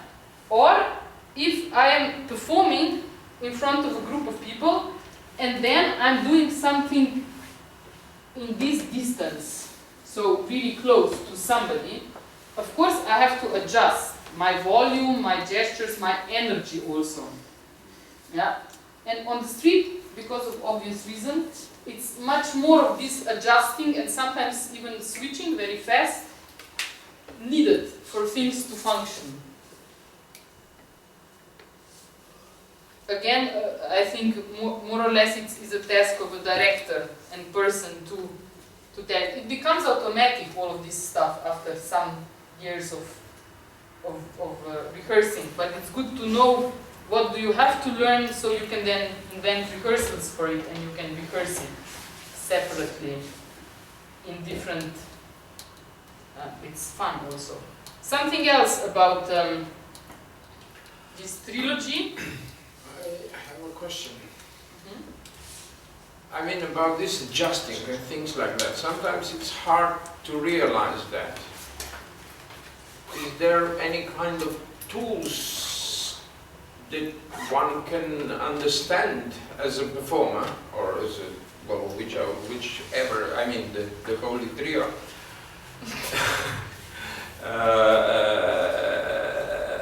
Okay, one is experience. Some situations are obvious, but sometimes one does, I mean, like you said, I mean, it happened to me also. You know, I've done things that I shouldn't have done. Okay, it's part of the drill. I mean, you don't realize that somebody's really fucked up, but you think he's happy just, but he's, or whatever, you go over the line. But I don't know, I mean, is there some kind of signaling inside the body, inside you, in the audience, or something like that, when it tells you that you have to readjust?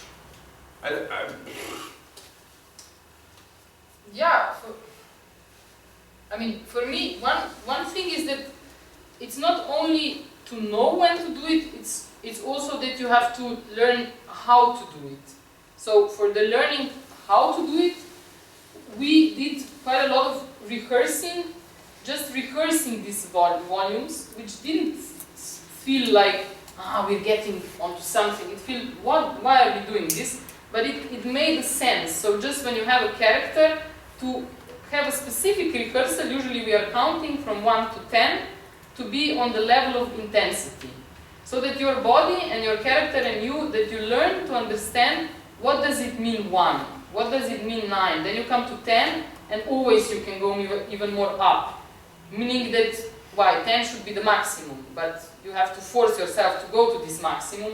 I know when I was doing whatever somebody said 10, I thought it's the maximum. When he said 11 and 12, there was much more, you know, but I just didn't go there before.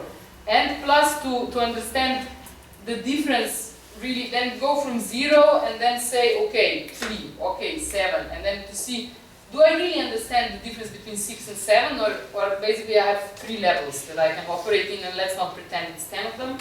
Or what's the 7.6 level, just to realize what are these levels de facto in a specific situation with your character, with yourself, just to know it better.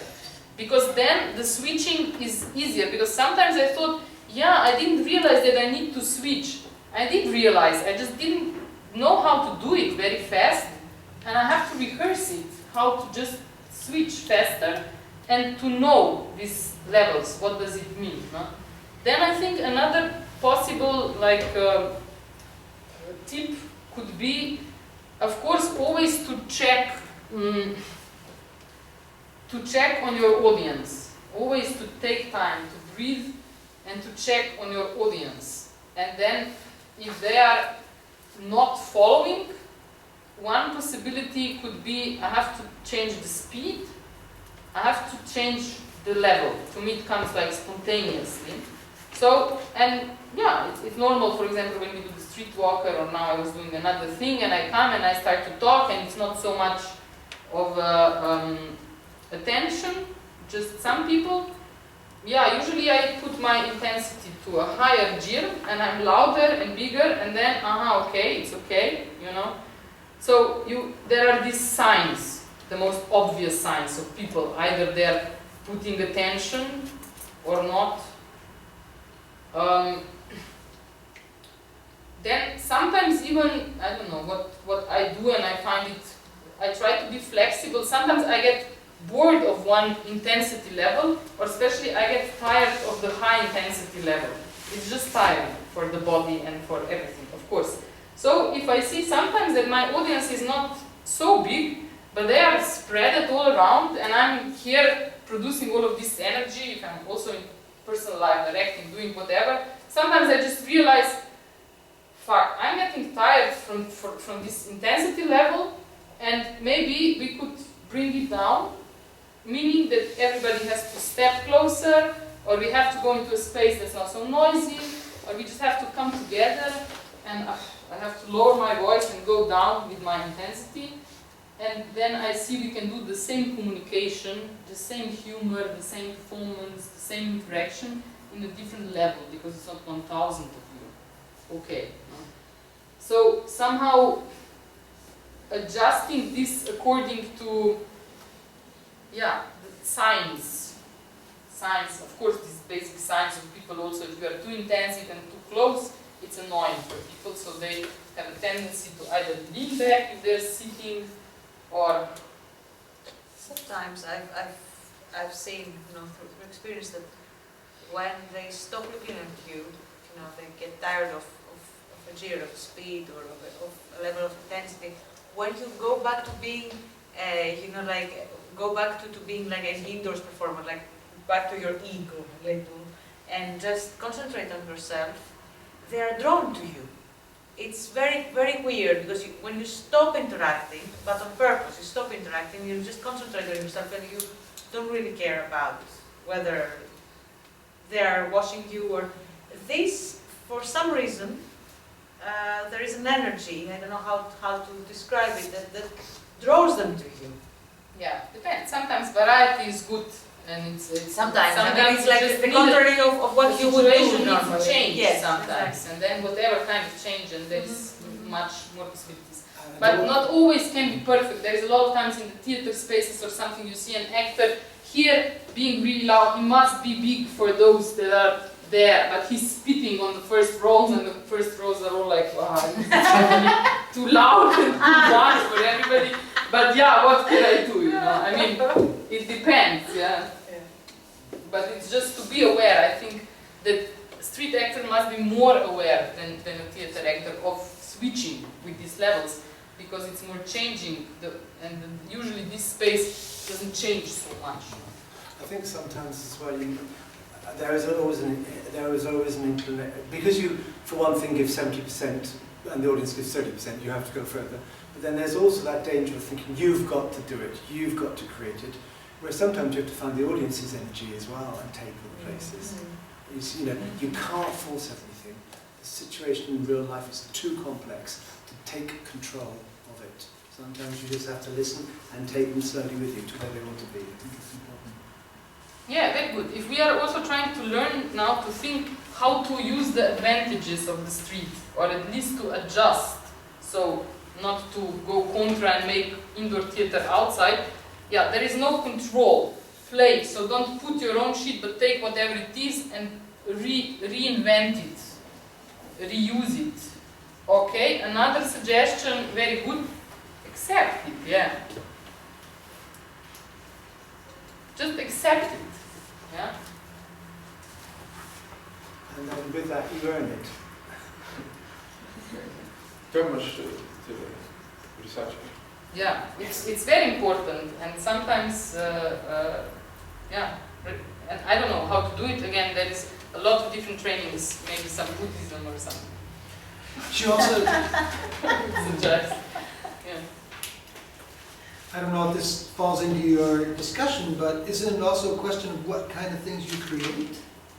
Because if you create something that you say, for my thing to work, this has to happen. A, B, C, D, E, F, G, and then it works. But if you're creating something for the street, is it also not from the very beginning in your creative process to imagine, okay, let's make a performance that has a space to accept and has a space to adapt, you know? For me, that's a whole other topic. Okay, we'll come back to it. Also, it depends on which level you are saying. Yeah, to some, it's difficult because we are talking about different things. We are different people and so on. But somehow, I think there are some links. Sometimes we understand each other, and we had some similar problems. Yeah, of course, you think no control. I mean, sometimes I don't like. There were moments where I didn't want to have control, so I was watching for what to do on the street, so that the fiction part is the minimal possible. Just the character, and even the character small possible, and to be open to whatever happens, to be really open. And this is it's difficult to have a very clear dramaturgy line. A lot of things is difficult, but there is such a spontaneity to it. It's such a, sometimes when things come into place, it can really be brilliant. I mean, there are pluses and minuses to how much control you want to have or not have. You have it even not here all, but certainly less on the street, and then how to deal with it and accept. Of course, you accept small changes, but on the street, it's possible also that something really big happens unexpected, more than in the theater. You know. Okay, also in the theater it can be earthquake or a fire in theater, yeah. But on the street, a lot of times it's just. I don't know, especially if it depends how you work. We worked with the aliens a lot, and usually we have a way of working that we work in the space before the performance. And then things happen. And then after, on the performance, so in some hours or next day, different things happen in the same space. Some same happen. Some homeless people, some characters, some sweepers are still there. The trees, usually they're still there. The buildings as well, this we learn. But, you know, sometimes we even, I don't know, there is boats, there is trees, all these, and we use all this. We make a rehearsal in the space. But then we come, and all these things are still there. But there is also a fucking huge truck just not working and parked there, you know. Changes everything, no? I mean, also this is a part, like, just to accept it in a second and forget about the disappointment in a second and just go with it, with this new situation. Take it as a gift. Because it's a gift. Yes, it's usually a gift. What I mean with a gift is usually when you are performing and there is a drunk person, there is a dog, there is something. This, for sure, you know how incredibly easy you just react to this thing, and the people are so happy because you've just made an act of showing them that you are here and that you are real and that you're not a television and that they are real as well, and that these church bells are annoying them, but they're also annoying you. So we are together in this. We're annoyed all together by the church bells that we hear. Well, speaking of this, I mean, I think about this outer influences like that. I mean, sometimes there's a notion that you have to use it.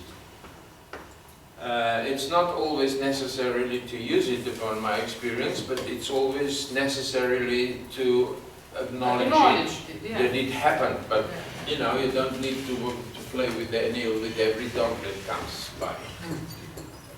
If it doesn't suit you, you don't, but you have to acknowledge it, because otherwise... Yeah, and this is the director working a little bit. Yes, yes. The director knows that this is the fifth dog already, and that either this is a running joke, or what is it with the fifth dog, yeah. A repetition can be a good and a bad thing at the same time. This is just tools that help us when thinking about different performances that we've seen, categorizing them, talking about them. We say, yeah, okay, good, bad, okay, but how could it be better? Let's look at it from the perspective of the three people inside the performer. Let's look at it from the perspective of presentation versus communication. Let's look at it from the perspective blah, blah, blah. Yeah? So it's a kind of tools. So the one thing that I would like to finish is these advantages and disadvantages that somehow coming all together, how to use these disadvantages. No? One thing, again, with the context, if there is no context, meaning that you are a surprise. If not announced by a festival, then you are a surprise to the people that are there. I mean, this is a big plus, I would say.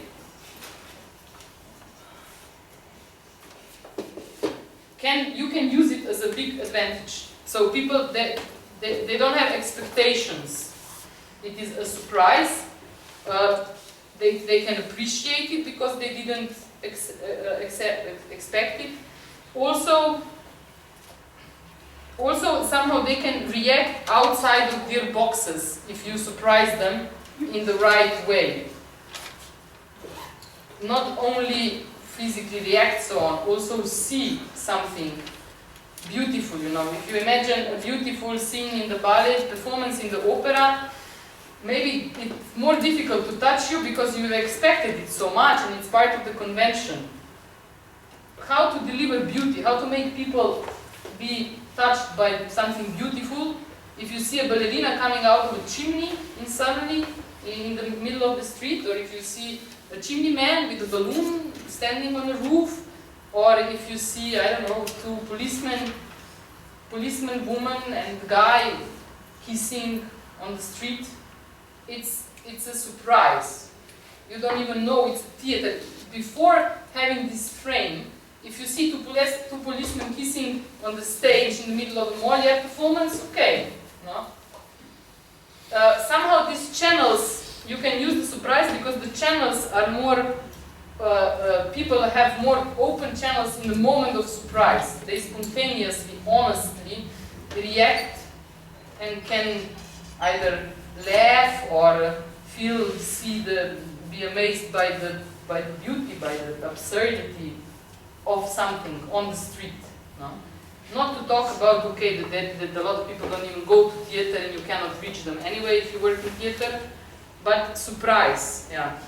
Then another thing, context. So no context, how you can use this as your advantage, then you can somehow play with the context. Context is something you cannot do indoor. You can comment a real situation, yeah? You can, with the street art, maybe not only theater, okay, and I see, by the way, that I have there something that I was recently looking at. I don't know, you don't see it so well there, but do you see approximately what could it be? Let's play a game. EFETSA, bro, just It's in St. Peter. Housing for a photo. Now you see it? Aha. No, now yes. Yes. Okay. Yeah, it's one artistic group called Vojna from Russia. They went to prison for doing this. What is it? No, somebody will explain to me. Is it this taking pictures in dangerous places? No. But what is it basically? It's a bridge. Do you see the Yeah, bridge? yeah. So it's a bridge that is lifting. So because there is boats at the back, it's a lifting bridge. Okay, and somebody draw. yes. Penis. A penis. Draw a penis on this lifting bridge. Oh! Okay. I didn't see the penis yet. Okay, so now you see also the penis. I'm sorry. Now I see, now I see.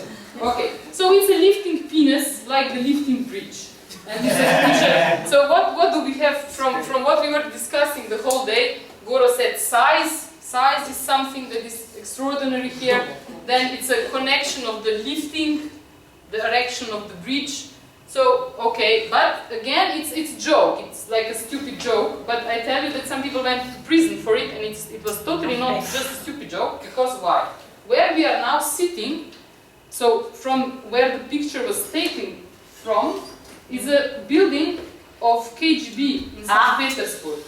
So it had a message. This penis was not lifted to just anybody, full of KGB agents and policemen. And this lifted, the police got totally nervous by it, went down looking for people, arresting just everybody there on the street. It was a whole comical thing that was on all the news. It had a big impact. Then they leave them out of the prison after one day. But so working on the street as artists, you can much more play with the context. This joke in the context of the building that was there and of some recent events, what the KGB was doing and people were protesting. Yeah, this is something that you can do much more working outside than in the theater. Also, what we were.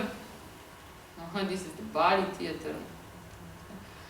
For example, with the aliens climbing on some statue in whatever, Brussels, wherever, it's something. But aliens climbing on a 6-meter tall Lenin statue in the middle of Minsk, where a lot of things, doing whatever weird in public space is basically prohibited, and performing is also prohibited there.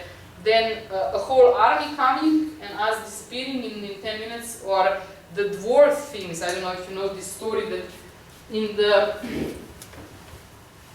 socialism after the Second World War, it was prohibited to demonstrate at one point, and then in Wrocław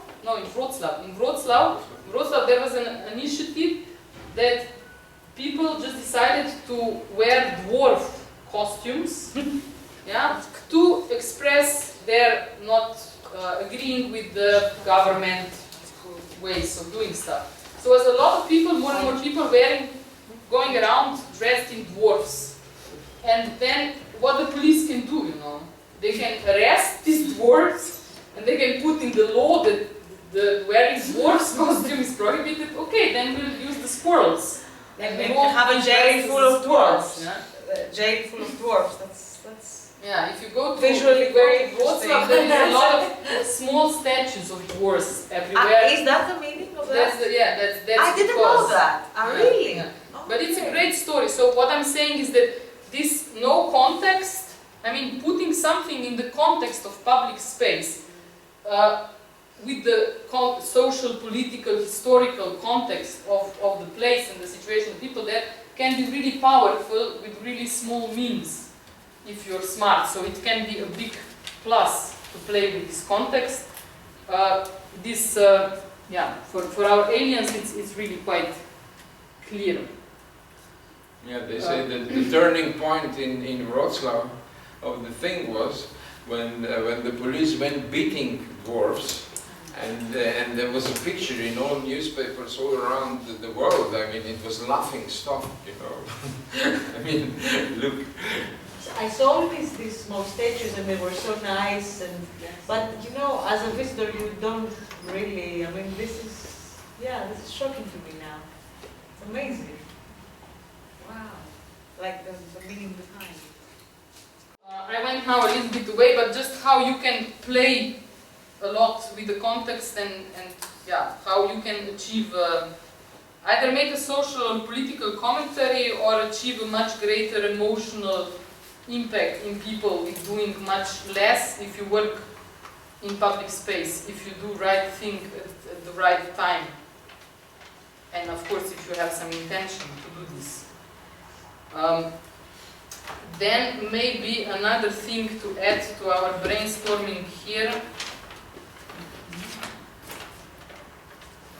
Pluses, differences, okay, control, also you have to use things in a different way. I mean, this for sure everybody thought of.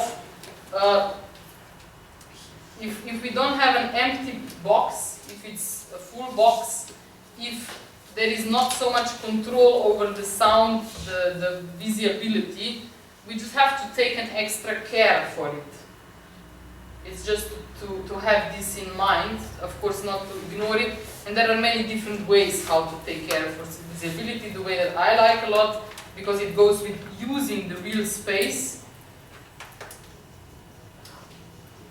or even a real place, which is also the people and everything inside, not just the space, using it. So for the visibility, to use the levels of the space, the balconies, the roofs, it can work really well.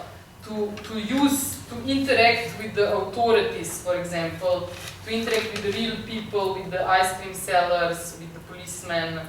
It's something you cannot do inside the box, for sure. But has a huge, just the act of doing it has a huge impact of the people around, because they're curious what will happen and how they will react. Yeah.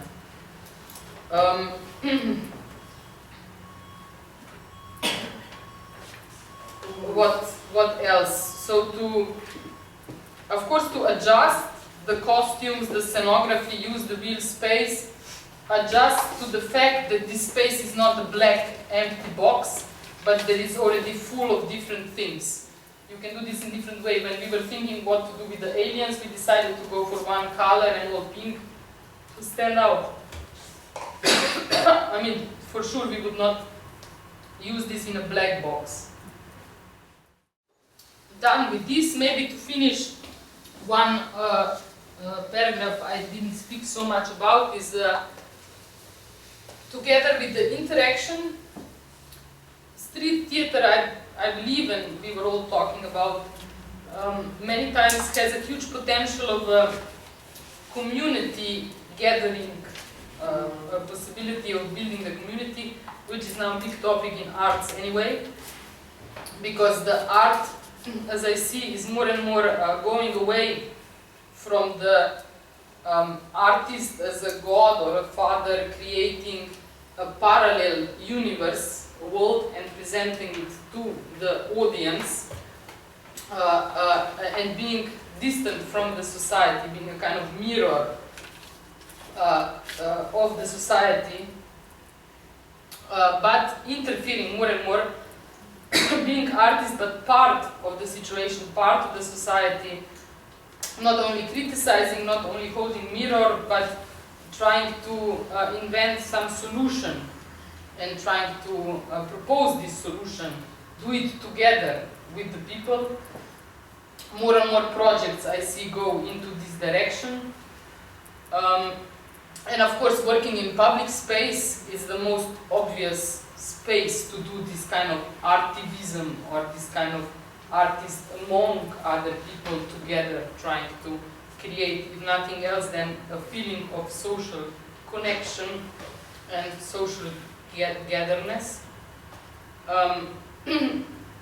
So in this way, all of these things are really useful and much easier than this kind of situation, which is a little bit much more suitable for the artist that is taking the reality and making it into another ordered world that's then presented to the people. So, yeah. Okay, so I wanted, beside all this, there was more of a kind of an improvisation, because I wanted you to talk as well, and just to learn to talk about things and to share different tools and ways of talking and thinking about things. This becomes interesting when you take a real performance, group, character, and then you try to think about it from this perspective.